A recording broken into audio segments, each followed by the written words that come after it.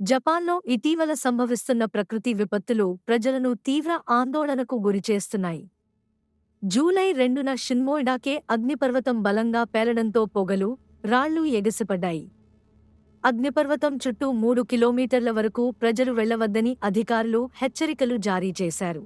ఇదే సమయంలో టోకారా ద్వీపాల్లో 900కు పైగా చిన్నపాటి భూకంపాలు నమోదయ్యాయి. దీనితో కొంతమంది భయంతో తమ ఇళ్లను ఖాళీ చేశారు.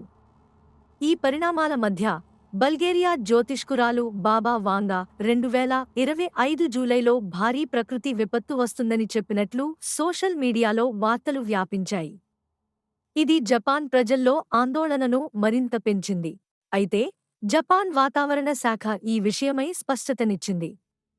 భూకంపాలను ఖచ్చితంగా ముందుగా అంచనా వేయడం సాధ్యం కాదని పేర్కొంది. ప్రజలు ఎల్లప్పుడూ అప్రమత్తంగా ఉండాలని, అవసరమైన జాగ్రత్తలు తీసుకోవాలని సూచించింది.